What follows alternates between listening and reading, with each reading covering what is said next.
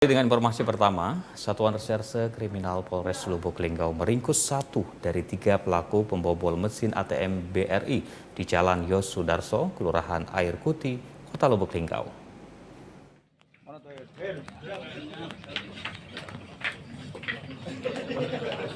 Dalam keterangan persnya, Kapolres Lubuk Linggau AKBP Haris Sandi mengatakan tim Macan Satreskrim Polres Lubuk Linggau telah menangkap 1 orang dari 3 pelaku pembobol mesin ATM BRI yang berada di kawasan Jalan Yos Sudarso, Kelurahan Air Kuti, Kota Lubuk Linggau. Pelaku pembobol mesin ATM yang ditangkap berinisial MK, warga Kabupaten Empat Lawang. Pelaku merupakan oknum anggota polisi aktif berpangkat Bribda yang bertugas di Kesatuan Sabara Polres Empat Lawang.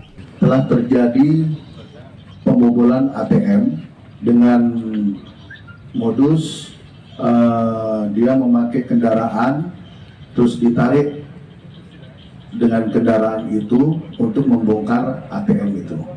Dipimpin oleh Kasat Serse ini bisa mengungkap pelaku kejahatan 363 itu ya, yang untuk ininya pelakunya inisialnya dengan inisial MK dan kebetulan untuk pelakunya sendiri oknum anggota Polres Lubuk Linggau, Polres Empat Lawang. Berdasarkan pengakuan tersangka MK, aksi pembobolan mesin ATM dilakukan sudah 2 kali. Untuk yang pertama di wilayah Kabupaten Empat Lawang dengan sasaran mesin ATM Bank Sumsel Babel, dan yang kedua mesin ATM BRI di Lubuk Linggau. Namun aksi kejahatan pembobolan mesin ATM keduanya gagal. 2 kali. Yang pertama di mana? Di Empat Lawang.